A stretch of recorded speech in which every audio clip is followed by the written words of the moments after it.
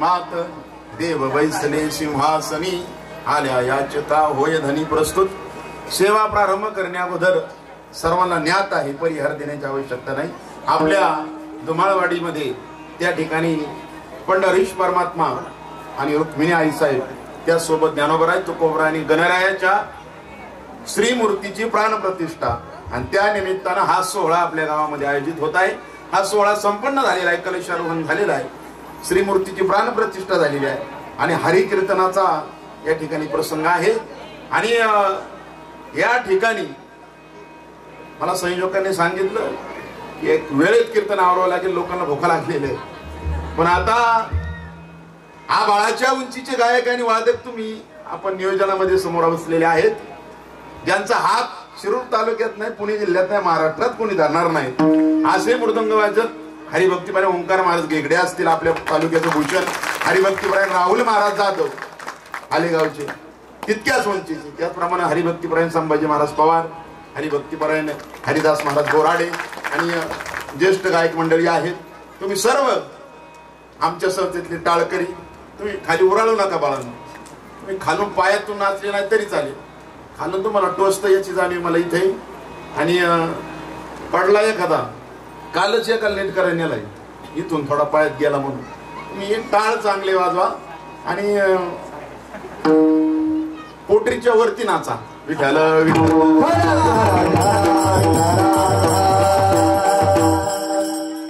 गायक वादक असतील गुणीजन मंडळी असतील चौकदार असतील विनेकरी बाबा असतील संस्थेची मुलं असतील आमच्या पेटी मास्तर असतील ज्यांनी शंख वाजवला आपल्या गावचे पुजारी असतील तुम्ही सर्व त्याचप्रमाणे सर्वात महत्वाचं या ठिकाणी विषद करेल की ज्यांच्या हस्ते या ठिकाणी कलशाचं या ठिकाणी स्थापना झाली ते गुरुवर्य ज्ञानेश्वरी कंठभूषण हरिभक्तीपरायण नंदकिशोर दादा यांची उपस्थिती या ठिकाणी महत्वाची आहे अनेक ब्रह्मचारी असतात परंतु माणसाला कसं आहे माहिती का माणसाला प्रसिद्ध लागतात पण सिद्ध चालत नाही प्रसिद्ध हवे आपण आळंदीमध्ये गेलो आळंदीमध्ये गेल्यानंतर कार्तिकीची वारी भरली आणि हजारो लाखो वारकरी आहेत आणि चुकून ज्ञानोबरायचं दर्शन झालं नाही माणसाला चुकून खूप मोठी गर्दी आहे 20 तासाची वारी आणि गुरुवर्य शांतीब्रह्म खुरेकर बाबांचं तरी दर्शन घेऊन माणूस माघारी आला तरी ज्ञानोबाईंचं दर्शन झाले अखेर आहे त्या ठिकाणी साधक हृदय गुरुवर्य डॉक्टर बाबांचं नारायण महाराज जाधव त्यांचं जरी दर्शन घेऊन आला एखादा साधक गर्दी जास्त असल्यावर तरी ते प्रति ज्ञानोबरायच आहे आणि गुरुवर्य नंदकिशोर दादा ज्ञानेश्वरी कंठभूषण संपूर्ण ज्ञानेश्वरी यांची मुखोद्गत आहे चुकून माऊलींचं दर्शन झालं नाही पण दादांचं जरी दर्शन घेऊन मनुष्य आळंदीतून आला तरी ज्ञानोबरायांचं दर्शन घेतल्या की राय. आणि अशा पद्धतीचं ज्येष्ठ असणारे व्यक्तिमत्व गुरुवरी इथं आहेत, त्यांच्या समोर मी कीर्तन करावा ही माझी योग्यता नाही. जशी भगवंत बुद्धी देईल आपण अभंगावरती चिंतन करू. विठ्ठल विठ्ठल.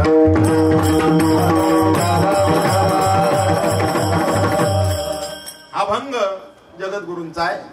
उभारीला हात हात वरती करून जगद्गुरु तुकोबराय म्हणतायत काय केलेलं आहे. देव बैसले सिंहासनी आल्या याचका वेदनी. जो याचक आता त्या मंदिरामध्ये येईल भगवंताच्या श्रीमूर्तीची प्राणप्रतिष्ठा झालेली आहे. ज्या वेळेस मंदिरामध्ये भगवंताच्या श्रीमूर्तीची प्राणप्रतिष्ठा होती त्यानंतरच तिथलं स्वरूप बदलतं. आपले शास्त्र सांगतं तस्मात शास्त्र प्रमाण की प्राणप्रतिष्ठा मूर्तीची होत नसून प्राणांची प्राणप्रतिष्ठा होत असते. आणि त्या प्राणांची प्राणप्रतिष्ठा मंत्रानं झालेली आहे. आणि आपल्या धर्मानुसार आपल्या वैदिक धर्मानुसार ज्या वेळेस मूर्तीची प्राणप्रतिष्ठा होते त्यावेळेस ती मूर्ती राहत नाही, ती साक्षात भगवंत त्या ठिकाणी होत असते. म्हणून आपले संत सांगतायत की नदीला त्या ठिकाणी जर नदी सागराला जाऊन मिळाली तर तिला नदी समजू नका. तुळशीची आणि रुद्राक्षाची माळ तुमच्या हातात आहे त्याला सामान्य समजू नका किंवा पाषाण म्हणू नये लिंगा. समुद्र नदी नव्हे पैगा, समुद्र नदी नव्हे पैगा, पाषाण म्हणू नये लिंगा. संत नवती जगा माणसाच्या साडीचे, संत नवती जगा माणसाच्या साडीचे.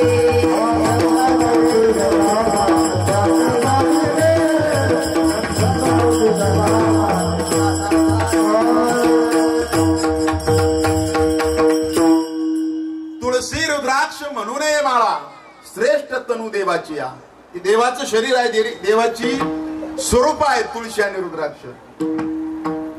सागरात नदी मिळाली मग तिला नदी म्हणू नये. पाषाण म्हणू नये लिंगा. ज्यावेळेस एखादं शिवलिंग आहे किंवा एखाद्या पाषाणाची श्रीमूर्ती झाली प्राणप्रतिष्ठा झाली तर त्याला पाषाण म्हणू नये. आणि त्या ठिकाणी संत नवती जगा माणसाच्या सारखी. एखादा माणसानं हरिभक्ती केली आणि त्याला भगवंताची प्राप्ती झाली, जीवाचं रूपांतर जर शिवामध्ये झालं तर त्याला सामान्य माणूस समजू नये. त्या न्यायानं या ठिकाणी भगवंताच्या श्रीमूर्तीची प्राणप्रतिष्ठा झाली म्हणजे भगवंत आपल्या धुमाळवाडीमध्ये आले, त्यांची मूर्ती विराजमान झाली आणि प्रति पंढरपूर आपली वाडी झाली. विठ्ठल.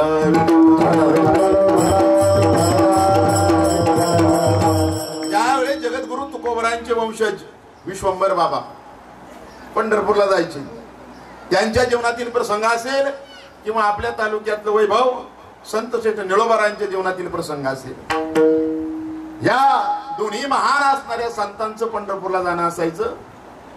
दरवारीला विश्वंभर बाबा महिन्याच्या एकादशीला पंढरपूरला जायचे आणि पुन्हा देऊला माघारी यायचे. पुन्हा महिन्याला जायचे. काही दिवसांनी त्यांना भगवंताचं स्वरूप पाहिल्याशिवाय कर्मीला म्हणून 15 दिवसाच्या एकादशीला पंढरपूरला जावं लागलं. नंतर असं घडलं ती यायची आणि एकच दिवस राहायची की सकाळी परत पंढरपूरला निघायची. देवती लोक म्हटली तुम्ही येताच कशाला इकडे, तुम्ही तिकडेच राहा. आणि त्यांचं वय झालं. निळोबरांच्या जीवनातला प्रसंग हाच आहे. ज्यावेळेस वय झालं पंढरीच्या परमात्म्याचं दर्शन घेतलं पांडुरंगाला सांगितलं देवा आता तुझ्या वारीला येता येणार नाही, आता दर्शनाला येता येणार नाही. काय केलं भगवंताने. विश्वंभर बाबा घरी आल्यानंतर स्वप्नात दृष्टांत दिला.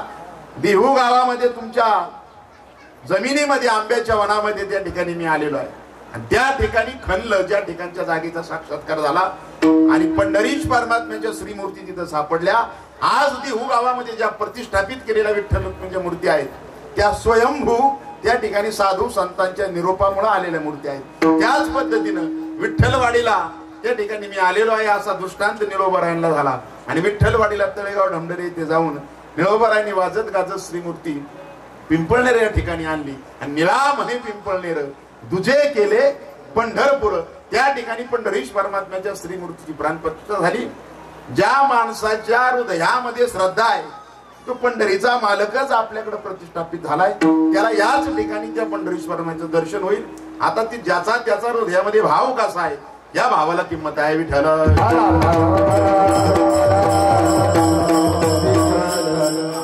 आताशी कीर्तनाची पार्श्वभूमी संपली, कीर्तन चालू झालं. पण ज्या वेळेला कीर्तन चालू झालं त्यावेळेला थांबावं हा असं मला निरोप आहे. परंतु मी थांबणार नाही, 15-20 मिनिटं तरी, अर्धा तास. आता जावई बापू आपले गावाकडून आलेले आहेत, आपल्या वाडीचे मुली आलेल्या आहेत, पाहुणे भुकेलेले आहेत आणि गावातल्या लोकांना भुका लागलेल्या आहेत याची मला जाणीव आहे. मला 7 वाजता पिरंगुटच्या पुढे म्हणजे चांदणी चौकातून पुढे 25 किलोमीटरवर, मला इथून 125 किलोमीटर जाऊन 7 वाजता कीर्तन आहे. तुम्ही सांगितलं तरी मी जास्त वेळ घेणार नाही, परंतु प्राणप्रतिष्ठेचं कीर्तन आहे. हा सोहळा मोठा आहे. एखाद्या दिवस माणूस थोडासा उपज राहायला, समजा सोनवणे पाटील राहायला थोडा, काय फरक पडतोय का? पडतोय. विठाला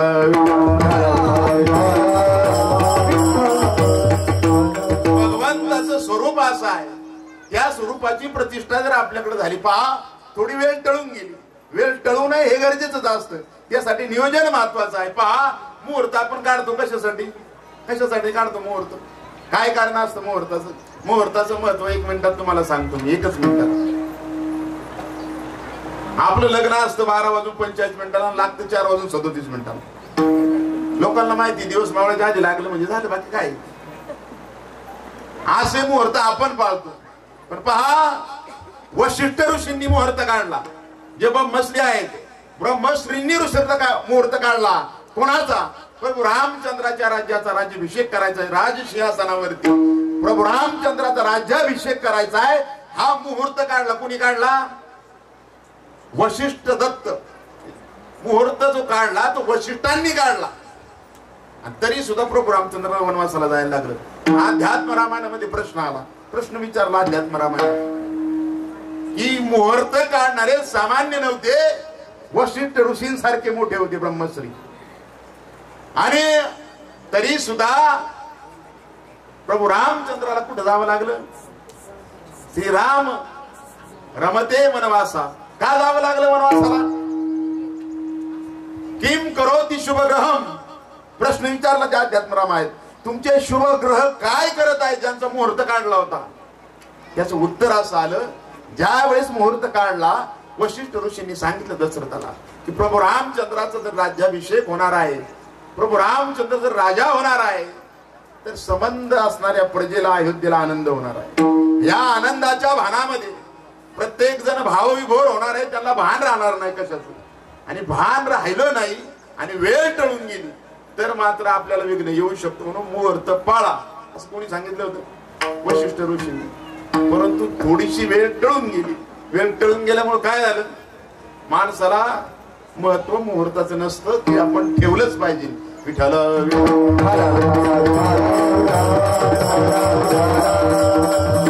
ज्या भगवंताच्या श्रीमूर्तीची प्रतिष्ठा इथं झालेली आहे, त्या भगवंताच्या स्वरूपामध्ये रूपामध्ये एवढी ताकद आहे. ऐका, बारकाईने ऐका, थोड्या वेळच आपल्याला चिंतन करायचं. पण ज्या भगवंताची प्रतिष्ठापना आपण या ठिकाणी केली, त्या भगवंताच्या रूपामध्ये काय दैदिप्यमान असं तेज आहे, काय ताकद आहे, काय भाव हृदयामध्ये ठेवून आपण भगवंताला शरण जावं, हा भाव त्या ठिकाणी महत्वाचा आहे. हा भाव आपल्या हृदयामध्ये यावा. एकदाच फक्त भगवंताचं दर्शन घेतलं काही लोकांनी, एकदा फक्त, तरी त्यांना भगवंताच्या स्वरूपाची प्राप्ती झाली, ते मोक्षाचे अधिकारी झाले. आपण अनेक वेळा जातो, अनेक मंदिरामध्ये जातो, अनेक वेळा पाया पडतो, पुन्हा माघारी येतो, रममान होतो. आपण कशात? राजसे सुकुमार मदनाचा पुतळा, राजसे सुकुमार मदनाचा पुतळा,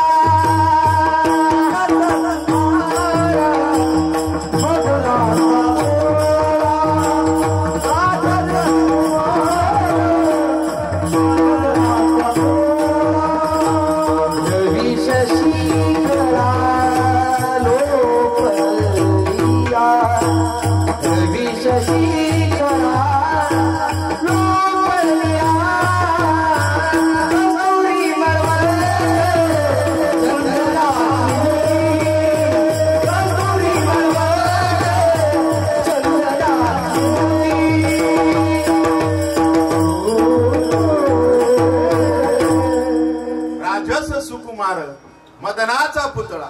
कसा आहे भगवंत? रवी शशी कळा लोपलिया. हजारो कोट्यावधी सूर्यचंद्राचं तेज लोपलं जाईल एवढं तेज परमेश्वराचं मोठं आहे, परमेश्वराचं रूप तसं आहे, राजस सुकुमार मदनाचा पुतळा. कोणी पाहिलं ते स्वरूप ऐका. एक अस्वल होत, बारकाईनं ऐका.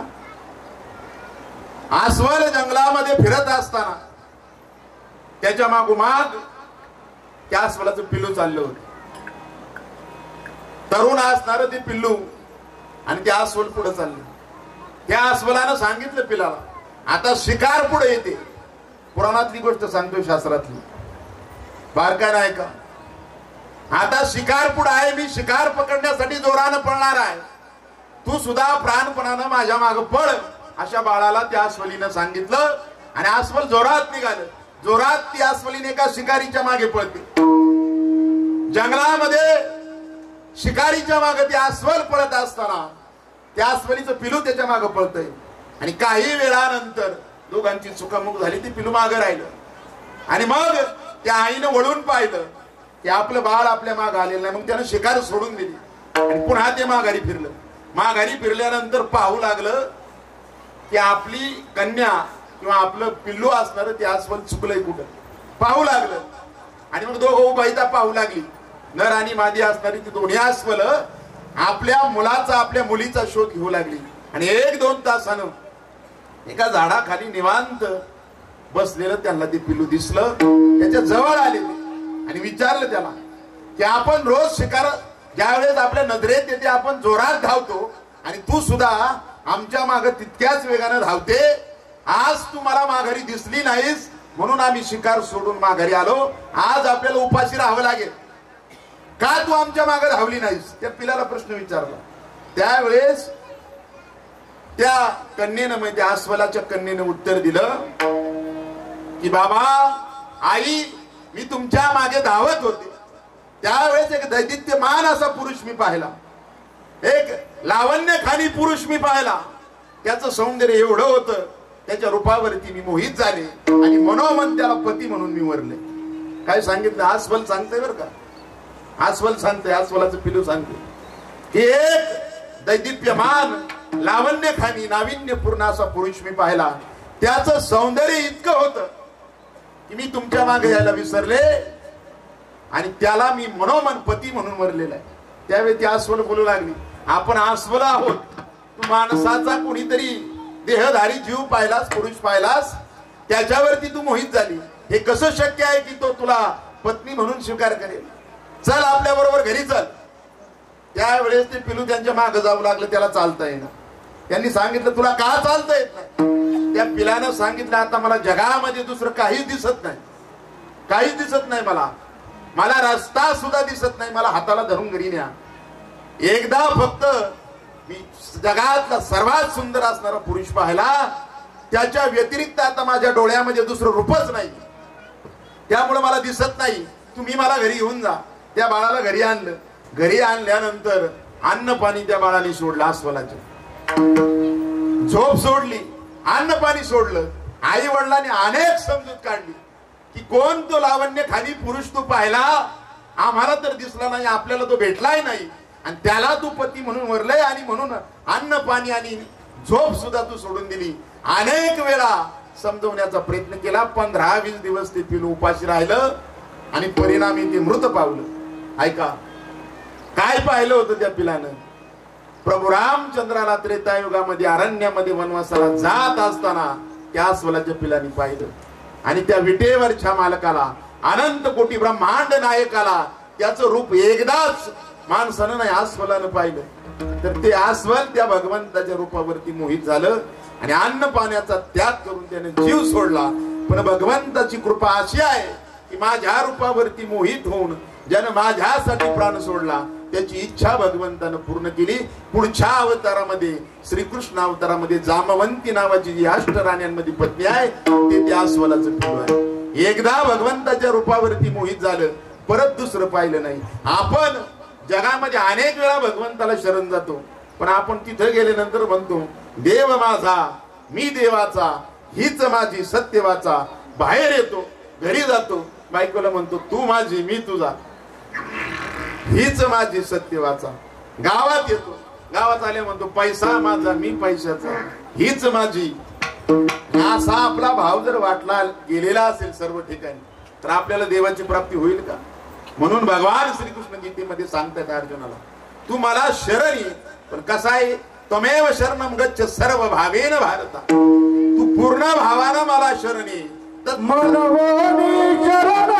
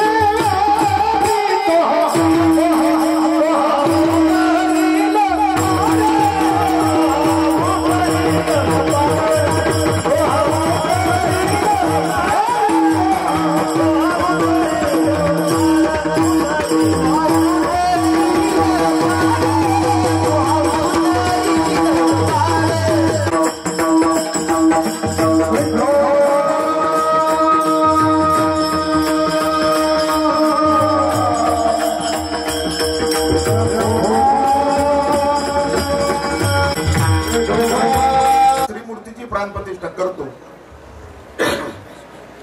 सर्व उपचार त्या ठिकाणी होणं हे आपलं कर्तव्य असतं. आपण गावोगावी पाहतो, पुजारी सुद्धा काही गावात नाही. गावोगावी जर आपण पाहिलं, तुम्ही ऐकताय का सर्व? तुमचं लक्ष आहे ना माझ्याकडे? हा, गावोगावी अनेक मंदिर आहेत, पण पूजा सुद्धा त्या ठिकाणी नीतिनेमाने होत नाही. ज्यावेळेस आपण भगवंताच्या श्रीमूर्तीची प्राणप्रतिष्ठा करतो, मग ज्यांनी केली, जे गावकरी असतील, जे पुढाकार घेणारी मंडळी असतील, त्यांचं कर्तव्य उरतं महत्वाचं कर्तव्य. त्या श्रीमूर्तीचे जे उपचार आहेत, महत्वाचा उपचार म्हणजे सकाळी एखादा तरी काकड्याचा अभंग, एखादाच म्हणते बरं का मी, एखादा तरी काकड्याचा अभंग म्हणून देवाला उठवणं, देवाला किमान 2 वेळेस नैवेद्य दाखवणं. कुठेच घडत नाही कोणत्या गावांनी, आणि घडतच नाही असं नाही बरं का. अनेक ठिकाणी राजोपचारामध्ये घडतं. जे आपण घरामध्ये खातोय तेच एका ताटामध्ये देवाला दाखवावं, पुन्हा घरी जाऊन तो प्रसाद आपण स्वतः खावा. देवाला 2 टाइम नैवेद्य दाखवणं, संध्याकाळी एखादाच अभंग शेजारतीचा म्हणून देवाला झोपवणं, सकाळी एखादाच अभंग काकड्याचा म्हणून उठवणं, 2 टाइम नैवेद्य आणि 2 टाइम आरती. किमान बरं का, मी कमी सांगते तुम्हाला, खूप जे तुम्हाला झेपल तेवढं सांगतोय. एवढं करणं आपलं कर्तव्य आहे. हे जर एखाद्यानं जरी ही जबाबदारी पार पाडली, एखाद्यानं, ऐका, ज्या वेळेस आपण मंदिर उभारणं सोपं आहे, मूर्तीची प्राणप्रतिष्ठा करणं सोपं आहे, त्यानंतर जे वार्षिक उत्सव होणं गरजेचं आहे त्या मंदिराचा, किंवा त्या मंदिरामध्ये एकादशीला वगैरे कधीतरी भजन होणं, दररोज त्या ठिकाणी काकडा किंवा त्या ठिकाणी शेजारती होणं, 2 टायमाची आरती, 2 टायमाला नैवेद्य, हे ग्रामस्थांचं त्या ठिकाणी कर्तव्य असतं. जे पुढारी मंडळी असतील, ज्यांनी पुढाकार घेतलाय, किंवा ज्या यजमानांच्या हस्ते प्राणप्रतिष्ठा झाली, त्या लोकांचं हे कर्तव्य असतं. पहा, तर त्यामध्ये त्या देवतेचा त्या ठिकाणी आपल्याला आशीर्वाद प्राप्त होतो, अन्यथा त्याचा कोप सुद्धा आपल्याला होतो. आणि म्हणून गावोगावी आपण पाहतो जागृत मंदिर आहेत. का जागृत आहेत? तर त्या ठिकाणी तशा पद्धतीची सेवा त्यांच्याकडून होत असते. एकदा विजयनगराच्या राजाने एक पितळाची मूर्ती बनवली. पितळाची मूर्ती बनवल्यानंतर पांडुरंगाची मूर्ती होती, आणि स्वप्नामध्ये त्या राजाला सांगितलं देवाने, मला तू ज्या मंदिरामध्ये प्रतिष्ठापित करू नकोस, मला महाराष्ट्रामध्ये, कर्नाटकला होतं ना तो, महाराष्ट्रामध्ये पैठण नावाचं गाव आहे, त्या ठिकाणी संत एकनाथ महाराज राहतात, त्यांच्याकडे जाऊन मला स्वाधीन कर, तुझ्याकडून माझी पूजा होणार नाही. स्वप्नात सांगितलं. आणि मग त्या राजानं ती श्रीमूर्ती घेऊन तो पैठणाला आला. पैठणाला आल्यानंतर ती श्रीमूर्ती आजही दररोज त्या ठिकाणी पूजली जाते वाड्यात नाथबाबांच्या, जी नाथबाबांच्या दैनंदिन पूजेमध्ये होती, विजय पांडुरंगाची मूर्ती. ती मूर्ती त्या राजानं नाथबाबांच्या हातामध्ये स्वाधीन केली, आणि त्यांना सांगितलं, मला देवानं दृष्टांत दिलाय, ही मूर्ती तुम्हाला द्यायची पूजेसाठी, माझ्याकडून त्या ठिकाणी पूजा होणार नाही. कर्नाटक मध्ये एकमेव असं मंदिर आहे, ते सर्व आहे पण मूर्तीच नाही त्या मंदिरात. त्या राजानं बांधलेलं मंदिर आजही पाहायला मिळतं. बिगर मूर्तीचं मंदिर कर्नाटकात गेल्यावर आपल्याला पाहायला मिळतं.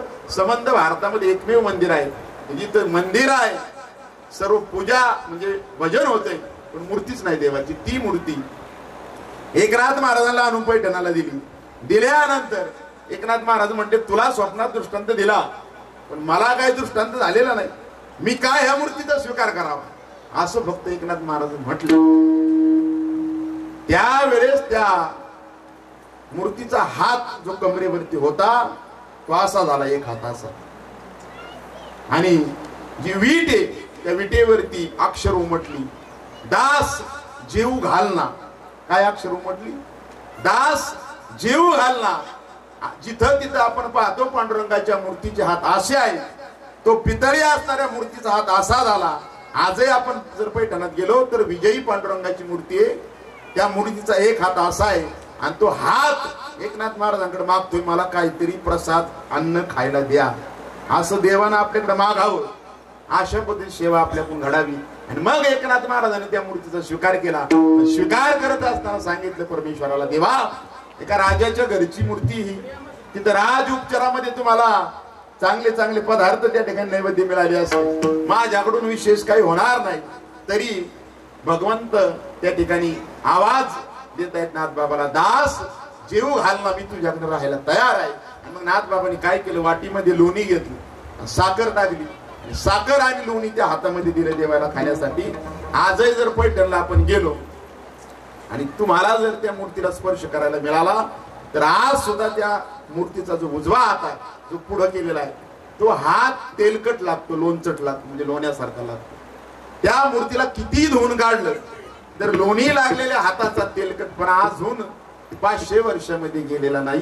अशा पद्धतीनं श्रीमूर्ती आपल्या गावात आल्यानंतर सेवा एखाद्यानं जरी अशा भावानं केली, एखाद्यानं जरी पूजा अर्चा व्यवस्थित केली, तरी संपूर्ण गावाचा त्यामध्ये उद्धार होत असतो.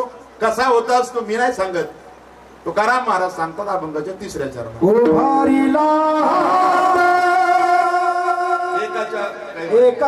एकाच्या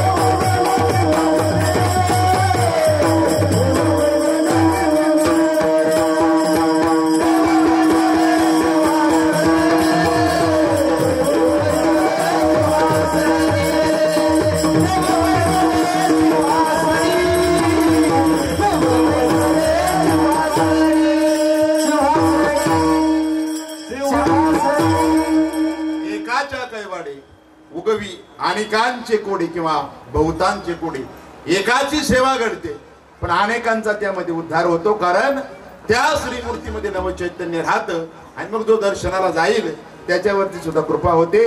एका पुंडलिकासाठी त्या ठिकाणी भगवंत पंढरीमध्ये आले, परंतु आज जाणाऱ्या लाखो वारकऱ्यांचा उद्धार होतो का? आज सुद्धा आपण पंढरीश परमात्म्याचं ज्यावेळेस पंढरपुरात दर्शन घेतो, आले पुंडलिकासाठी, आहे का नाही? कोणासाठी आले? तू का म्हणे धन्य मात त्याची, त्यांच्यासाठी आले. पण आता सुद्धा जाऊन आपण पंढरीश परमात्म्याचं दर्शन घेतलं तर तू का म्हणे जन्म आल्याचे सार्थक, विठ्ठलाची एक देखील या, तरी आपल्या जन्माचं सार्थक होईल. त्या परमेश्वराला पाहिल्यानंतर त्या पद्धतीनं एकासाठी आले, त्या पद्धतीनं आपल्या गावामध्ये एकानं जरी सेवा केली तरी एकाच्या कैवाडे उगवी अनेकांचे बहुतांचे कोणी, इतरांची सुद्धा संकट, इतरांचं सुद्धा दुःख संपवण्याची क्षमता त्या भगवंताच्या श्रीमूर्तीच्या दर्शनामध्ये त्या ठिकाणी येते. आणि म्हणून ती सेवा आपण सर्वांनी करावी. ज्ञानेश्वर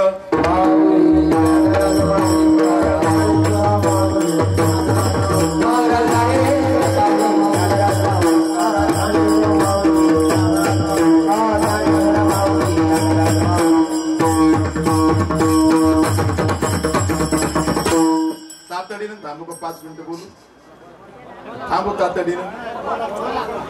तुम्ही म्हणताय पुढचे, पण ते जावं तिकडे झाडाखाली बसले पुण्याला. ऐका, 2च मिनिटात आपण सेवा थांबवणार आहोत. एक देव आपल्या घरी आले, देव घरा आले, देव घरा आले, हे का नाही? देव तुकोबरायांच्या घरी आले, पण भक्ती सन्मानानं देवाला त्यांनी पूजलं. त्या पद्धतीने आपण भक्ती सन्मानानं देवाची सेवा करावी.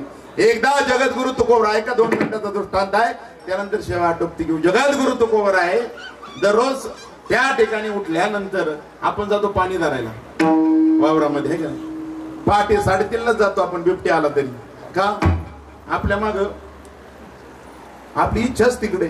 पण जगद्गुरु तुकोबरा उठायचे, इंद्रायणी नदीच्या पलीकडे जायचे. पलीकडे गेल्यानंतर मावल्या नावाचा एक डोंगर होता, भंडारा नावाचा एक डोंगर आहे, गोराडेश्वर आहे, त्या ठिकाणी भामचंद्र आहे. 5 डोंगर आहेत. या 5 डोंगरापैकी एका डोंगरावरती तपश्चर्याला निघून जायचे, चिंतनाला निघून जायचे. आज जगद्गुरु तुकोबराने इंद्रायणी नदी ओलांडली, पलीकडच्या बाजूला गेल्यानंतर त्यांनी ठरवलं आज भामचंद्र नावाच्या डोंगरावरती जायचंय. कुठं जायचंय? भामचंद्र नावाच्या डोंगरावरती जायचंय. आणि मग निघाले. जात असताना मध्ये सुदुंब्र नावाचं गाव लागतं. त्या सुदुंब्रे गावामध्ये संताजी महाराज जगनाडे, गबर शेटवानी, गंगाधर मवाळ यासारखी त्यांची टाळकरी मंडळी राहत होती. मग त्या सवंगड्याला बरोबर घेतलं की दररोज त्यांच्या चिंतनामध्ये कुठेतरी बसायची. आणि भामचंद्र डोंगरावरती त्या ठिकाणी जगद्गुरु तुकोबराय गेले. वरती गेल्यानंतर आज जगद्गुरु तुकोबरायांनी डोळे झाकले. डोळे झाकल्यानंतर भाव समाधी तुकोबरायांना लागली. आणि परमेश्वराच्या चिंतनामध्ये देहभान विसरून गेले, वेळ विसरून गेले. 3 तासाने जगद्गुरु तुकोबरायांनी डोळे उघडले. किती? हा, मग तुम्ही झाकू नका आता. 3 तासानं जगद्गुरु तुकोबरायांनी डोळे उघडले आणि समोर संताजी जगनाडे महाराज, गवर शेटवानी, गंगाधर मवाळ त्यांचे टाळकरी बसलेले होते. आणि बोलले तुकोबराय, आज काय करावं मित्रांनो, तुम्ही खाली निघून जा म्हटलं. दररोज आपण कुठेतरी हरिचिंतनाला बसतो, ज्याच्या त्याच्या घरी मुक्कामी जातो, पण आज मी डोंगरावरून खाली येणार नाही. आज तुम्ही तुमच्या घरी निघून जा. त्यावेळेस प्रश्न विचारला त्यांनी, का तुकोबराय आज तुम्ही काय येणार नाही आमच्या सोबत? त्यावेळेस तुकोबराय उद्गरले, संतू जीवना वेगळी मासोळी तैसा तुका तळमळी. आता मला खाली यायचं नाही, पाण्यातून मासा बाहेर काढावा. मग त्याची तडफड जशी होते तशी देव प्राप्तीसाठी माझ्या जीवाची तडफड होते. कन्या सासुरासी जाई मागे परतून पाय, तैसे झाले माझ्या जीवा केव्हा भेटसी केशवा. आता परमेश्वराची भेट झाल्याशिवाय मी खाली येणार नाही, तुम्ही जा. आणि मग त्यांची टाळकरी मंडळी खाली निघून आले. तुकोबरायांनी मांडी घातली, आसन घातलं आणि ठरवलं की आता एकतर हा देह पडेल किंवा परमेश्वराची भेट होईल, देवाचं दर्शन होईल. आणि मग काय केलं तुकोबरायांनी? निर्वाण जाणून आसन घातले, ध्यान आरंभिले देवाजीचे. की आता निर्वाण, एकतर देह पडेल नाही तर देव भेटेल. आणि आसन घातलं आणि परमेश्वराचं ध्यान करू लागले. काय घडलं पुढं? व्याघ्र विंचू सर्प अंगाशी झोंबले, पिडू ते लागली सकळीक. त्या ठिकाणी वाघ, सिंह, सर्प, विंचू त्या जंगलामध्ये पिडा देण्यासाठी आली. तरी सुद्धा तुकोबरायांनी मांडी काढली नाही, हरिचिंतनापासून बाजूला झाली नाही. आणि मग 10, 12, 13, 15 दिवस झाले. 15 दिवस झाले तुकोबरायाने अन्न पाण्याचा त्याग केला. एकाच मांडीवरती भगवंताचं भजन करताय. आणि मग पंढरीश परमात्म्याला दया आली, कृपा उपजली. आणि 15 दिवसा माझी साक्षात्कार झाला. विठोबा भेटला निराकार. 15 दिवसांनी पंढरीश परमात्म्यानं जगद्गुरु तुकोबरायांना दर्शन दिलं. तुकोबरायांनी देवाचं दर्शन घेतलं, देवाला हृदयामध्ये साठवलं आणि देवाला प्राप्त केल्यानंतर त्या आत्मसुखाचं सुख त्यांनी अनुभवलं. अलौकिक अवर्णनीय असं सुख तुकोबरायांना हृदयात प्राप्त झालं. तुकोबराय आता खाली आले, देहू गावात निघून गेले. तुकोबराय घरी आल्यानंतर विचार करू लागले की परमेश्वराला प्राप्त केल्यानंतर दर्शनानं जे अलौकिक अवर्णनीय सुख मला प्राप्त झालं हे सर्वांना प्राप्त व्हावं, सर्व जनसामान्यांना प्राप्त व्हावं, एक भावना त्यांच्या हृदयामध्ये निर्माण झाली. आणि भावना का निर्माण होऊ नये, कारण बुडता हे जन न देखवे डोळा. आणि म्हणून तुकोबराय आले होते, आम्ही वैकुंठवासी आलो याच कारणासाठी ते आले होते. आणि मग देव मला मिळाल्यानंतर जे सुख प्राप्त झालं, अलौकिक असं सुख प्राप्त झालं, की लोकांना व्हावं अशी भावना त्यांच्या निर्माण झाली हृदयामध्ये. आणि मग घरोघरी तुकोबराय जाऊ लागले. पहा, गावोगावी जाऊ लागले. एकनाथी भागवतामध्ये असा प्रसंग आहे की ज्ञान सांगता अति सुगम, ज्ञान सांगायला सोपं आहे, ज्ञान सांगता अति सुगम, भक्ती रहस्य गुह्य परम, अकृत्रिम उपजे प्रेम, ऐसे वर्म लागल्या न लगे. अकृत्रिम अलौकिक असं प्रेम, देव भेटलेलं सुख तुकोबरायला झालं. आणि घरोघरी तुकोबराय गेले आणि लोकांना म्हणू लागले, काय म्हणू लागले, देव घ्या कोणी, देव घ्या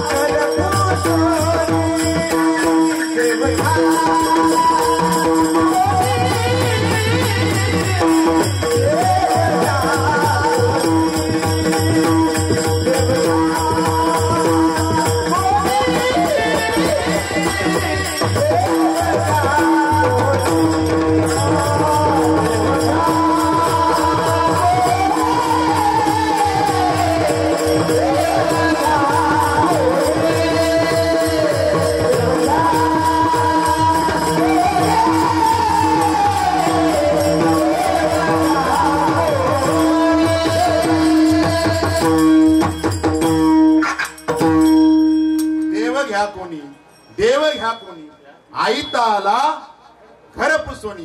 लोक म्हटले, काय म्हटली, देव न लगे, देव न लगे. तुमचा देव आम्हाला त्याला ठेवण्यासाठी आमच्याकडे जागा नाही, लोक म्हणू लागली. सगळी नाही म्हटली बरं का, 90-95% लोक म्हटली. 4-2% लोकांनी ऐकलं आणि देवाला घेऊन गेलो. त्या लोकांना सुखाची नाही वैकुंठ धामाची प्राप्ती झाली. आणि म्हणूनच संप्रदाय चालू आहे. काही मोजक्या लोकांना हाताच्या बोटावर जा मोजणाऱ्या लोकांनी तुकोबरायचं ऐकलं, त्यांना त्या देवाची आणि सुखाची प्राप्ती झाली. आणि म्हणून संप्रदाय टिकून आहे आजपर्यंत. आणि म्हणून तो देव आपल्याकडे सुद्धा आलेला आहे. आणि साधू संत आपल्याला म्हणतायत, देव घ्या कोणी, देव घ्या कोणी. आयता आला घर पुसणी. त्या देवाचा तुम्ही आम्ही सर्व मिळून स्वीकार करू आणि त्याची मनोभावे त्या ठिकाणी सेवा करू. आणि श्रद्धेनं त्याची सेवा केली. पत्रम पुष्पम फलम तोयम. जास्त काही त्याला लागत नाही. तो काय सांगावे किरीटी, मी सुदामयाच्या सोडी गाठी पोवयान लागी. त्या सुदाम देवाचे पोहे किडके होते, जुने होते, पण मी ते घेतले का, आम्ही भावाचे पाहुणे.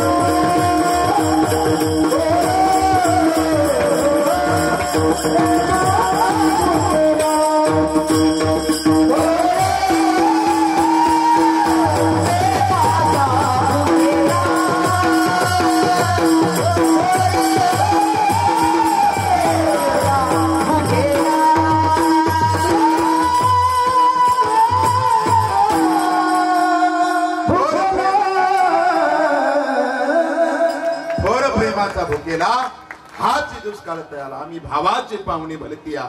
भगवंताची सेवा भावानं कमी उपचारानं झाली तरी चालेल, पण भावानं त्या ठिकाणी व्हावी. ती आपल्या सगळ्यांकडून होईल आणि तशी बुद्धी भगवंतानं आपल्या सर्वांना धुमाळवाडी करणं द्यावी अशी भगवंताच्या चरणी प्रार्थना करतो. झालेली सेवा तुमच्या सर्वांच्या चरणावरती समर्पित करतो.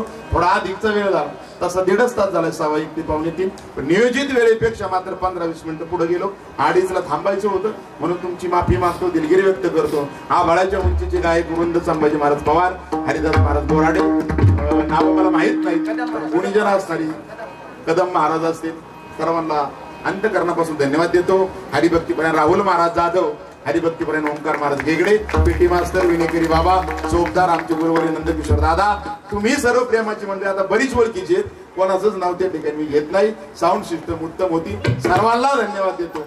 झालेली सेवा तुमच्या सर्वांच्या पंढरीश परमात्म्या चरणावरती समर्पित करून याच ठिकाणी वाणीला पूर्ण राम देतो. विठ्ठल